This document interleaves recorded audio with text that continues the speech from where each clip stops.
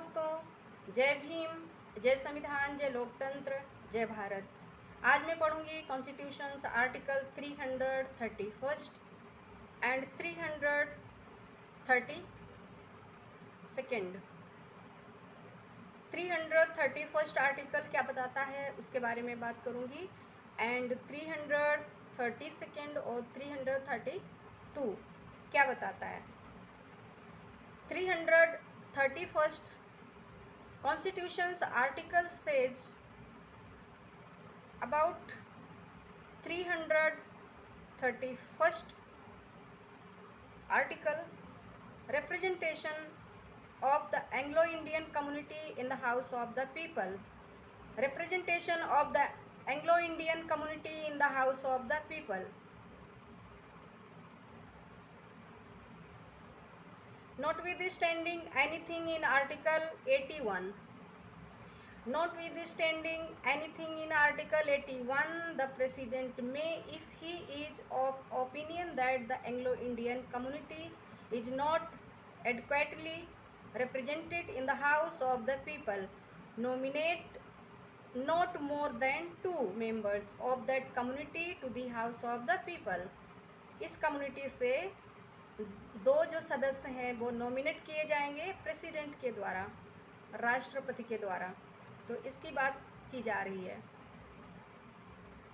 2 से अधिक नहीं हो सकते, 2 ही व्यक्ति जो हैं एंग्लो इंडियन जो कम्युनिटी है उससे प्रेसिडेंट अपॉइंट करेंगे और नियुक्त करेंगे, नॉमिनेट करेंगे। और आर्टिकल कौन सा है इसके लिए? 81 के तहत द प्रेसिडेंट में, if he is of opinion that the Anglo-Indian community is not adequately represented in the House of the People, nominate not more than 2 members of that community to the House of the People. Lok Sabha के लिए इन Anglo Indian community से 2 सदस्यों को राष्ट्रपति nominate करेंगे। तो ये था अनुच्छेद 331। अब 332 अनुच्छेद क्या कहता है? 332 article says about the reservation of seats for scheduled caste and scheduled tribes in the legislative assemblies. 322 article says about the reservation of seats for the scheduled castes and scheduled tribes in the legislative assemblies.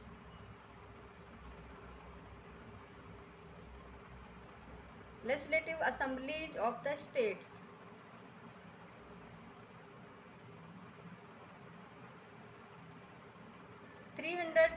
Article says about the reservation of seats for scheduled castes and scheduled tribes in the legislative assemblies of the states. Number 1, seats shall be reserved for the scheduled castes and the scheduled tribes, except the scheduled tribes in the autonomous districts of Assam and the legislative assembly of every state. Number 2, seats shall be reserved also for the autonomous districts in the legislative assembly of the state of Assam.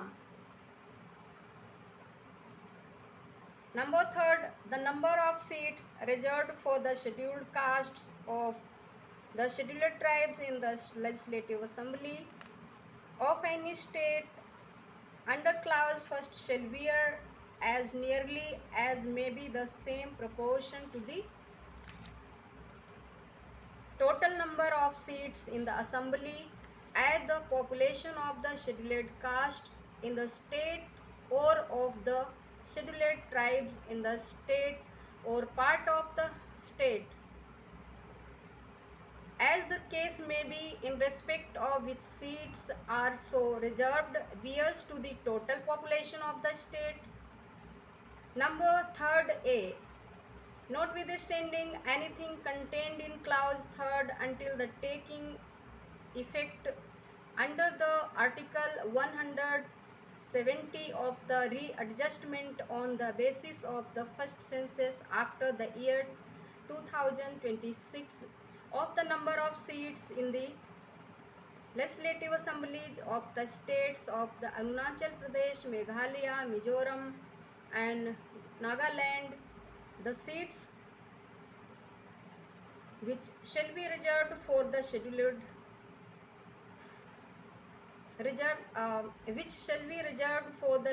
tribes in the legislative assembly of any such state shall be: number A, if all the seats in the legislative assembly of such state in existence on the date of coming into force of the Constitution, 57th Amendment Act 1987, hereafter in this clause referred to as the existing assembly, are held by members of the scheduled tribes. All the seats except one. Number B, in any other case, such number of seats as bears to the total number of seats, a proportion not less than the number as on the seat, the number on the said date of members belonging to the scheduled tribes in the existing assembly bears to the total number of seats in the existing assembly. 3B. Number 3B. Notwithstanding anything contained in clause 3rd until the readjustment under Article 170 takes effect on the basis of the first census after the year 2026 of the number of seats in the legislative assembly of the state of Tripura, the seats which shall be reserved for the scheduled tribes in the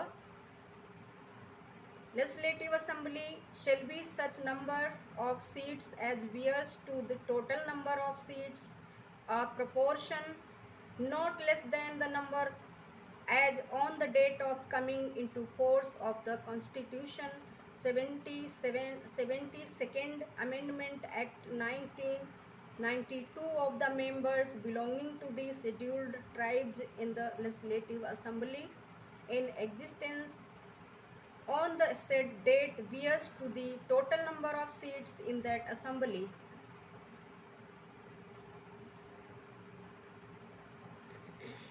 Number 4, the number of seats reserved for an autonomous district in the legislative assembly of the state of Assam shall bear to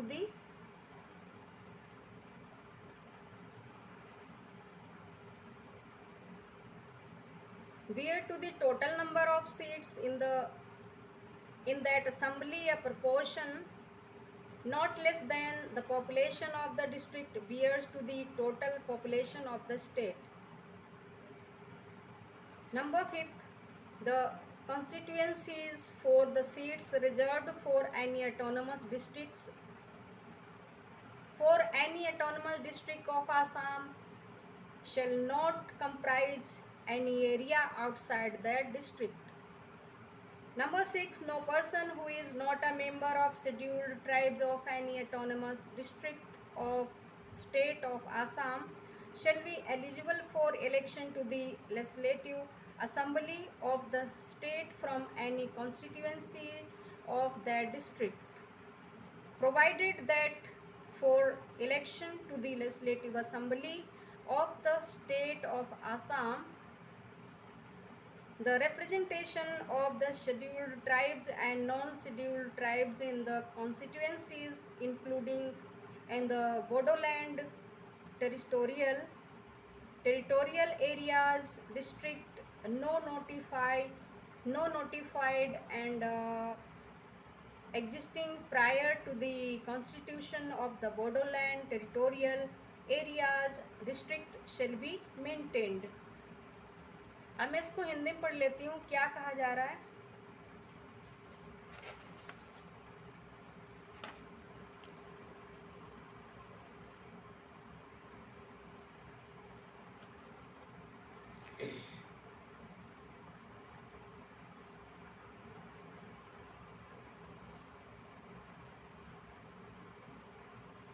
अनुच्छेद 331 लोकसभा में आंग्ल भारतीय समुदाय का प्रतिनिधित्व। अनुच्छेद 81 में किसी बात के होते हुए भी यदि राष्ट्रपति की राय है कि लोकसभा में आंग्ल भारतीय समुदाय का प्रतिनिधित्व पर्याप्त नहीं है तो वे लोकसभा में उस समुदाय के 2 से अनधिक सदस्यों का नाम निर्देशित कर सकता है। अनुच्छेद 232 कहता है कि राज्यों की विधानसभाओं में अनुसूचित जातियों और अनुसूचित जनजातियों के लिए स्थानों का आरक्षण। अनुच्छेद 232। अनुच्छेद 230 लोकसभा में अनुसूचित जातियों और अनुसूचित जनजातियों के लिए स्थानों के आरक्षण की बात करता है। अनुच्छेद 332 में राज्यों की जो विधानसभाएं हैं उनमें अनुसूचित जातियों और अनुसूचित जनजातियों के लिए स्थानों का आरक्षण की बात करता है। प्रत्येक राज्य की विधानसभा में अनुसूचित जातियों के लिए और असम के स्वशासी जिलों की अनुसूचित जनजातियों को छोड़कर अन्य अनुसूचित जनजातियों के लिए स्थान आरक्षित रहेंगे।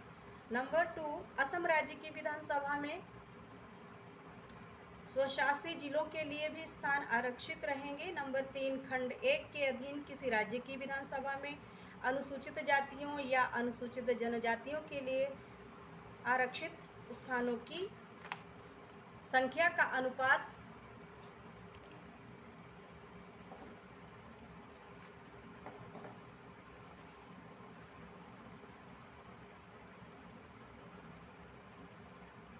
संख्या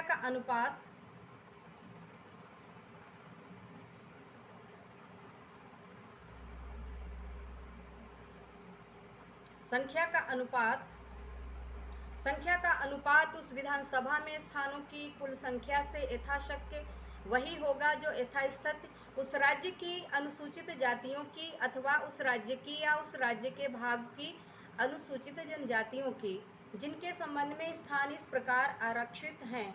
जनसंख्या का अनुपात उस राज्य की कुल जनसंख्या से है।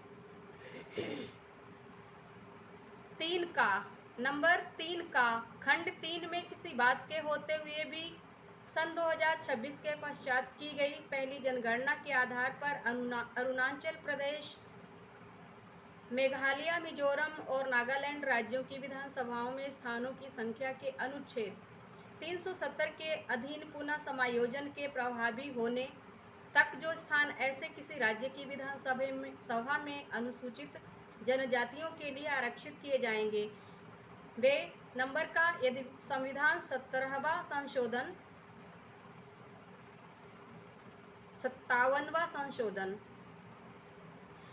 यदि संविधान 57वां संशोधन अधिनियम 1987 के प्रवृत्त होने की तारीख को ऐसे राज्य की विद्यमान विधानसभा में जिसे इस खंड में जिसके पश्चात विद्यमान विधानसभा कहा गया है सभी स्थान अनुसूचित जनजातियों के सदस्यों द्वारा धारित हैं तो एक स्थान को छोड़कर सभी स्थान होंगे। नंबर खा किसी अन्य दशा में उतने स्थान होंगे जिनकी संख्या का अनुपात स्थानों की कुल संख्या के उस अनुपात से कम नहीं होगा जो विद्यमान विधानसभा में अनुसूचित जनजातियों के सदस्यों की उक्त तारीख को यथा विद्यमान संख्या का अनुपात विद्यमान विधानसभा में स्थानों की कुल संख्या से है। नंबर 3 खा खंड 3 में किसी बात के होते हुए भी सन 2026 के पश्चात की गई पहली जनगणना के आधार पर त्रिपुरा राज्य की विधानसभा में स्थानों की संख्या के अनुच्छेद 170 के अधीन पुनः समायोजन के प्रभावी होने तक जो स्थान उस विधानसभा में अनुसूचित जनजातियों के लिए आरक्षित किए जाएंगे वे उतने स्थान होंगे जिनकी संख्या का अनुपात स्थानों की कुल संख्या के उस अनुपात से कम नहीं होगा जो विद्यमान विधानसभा में अनुसूचित जनजातियों के सदस्यों की संविधान 72वां संशोधन अधिनियम 1992 के प्रवृत्त होने की तारीख को यथा विद्यमान संख्या का अनुपात उक्त तारीख को उस विद्यमान सभा में स्थानों की कुल संख्या से है।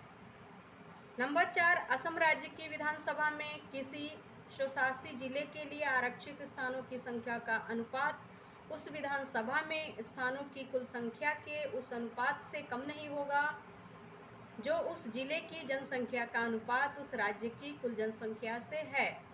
नंबर 5 असम के किसी स्वशासी जिले के लिए आरक्षित स्थानों के निर्वाचन क्षेत्रों में उस जिले के बाहर का कोई क्षेत्र समाविष्ट नहीं होगा।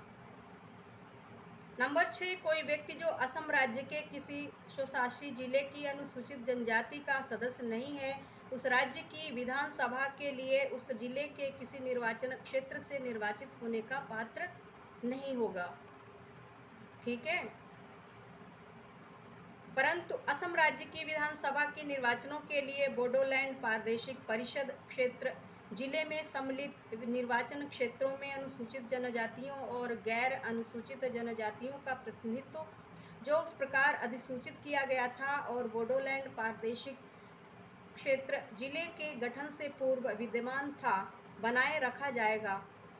तो ये तो था अनुच्छेद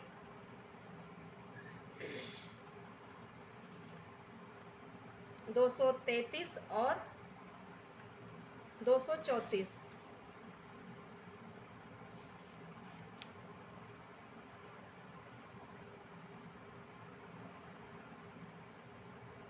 सॉरी,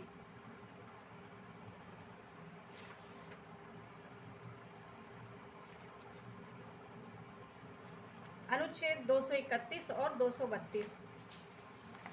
कल मैं पढ़ूंगी अनुच्छेद 233, representation of the Anglo Indian community in the legislative assemblies of the states. अब क्या है, लेजिस्लेटिव जो असेंबली है, राज्यों की विधानसभाओं में आंग्ल भारतीय समुदाय का प्रतिनिधित्व के बारे में। अभी तो था लोकसभा में एंग्लो इंडियन कम्युनिटी का जो प्रतिनिधित्व है उसके बारे में, और reservation of seats for scheduled caste and scheduled tribes in the legislative assemblies. राज्य की जो विधानसभाएं हैं उनके अंदर उनके जो स्थान आरक्षित उसके बारे में ये बात की है अनुच्छेद 332 में, 331 में एंग्लो इंडियन समुदाय के सदस्यों का लोकसभा में प्रतिनिधित्व की बात। तो ठीक है दोस्तों, जय भीम, जय संविधान, जय भारत, जय लोकतंत्र। और हाँ, मेरे चैनल को सब्सक्राइब करें, share, comment and like please. Thank you. जय भीम।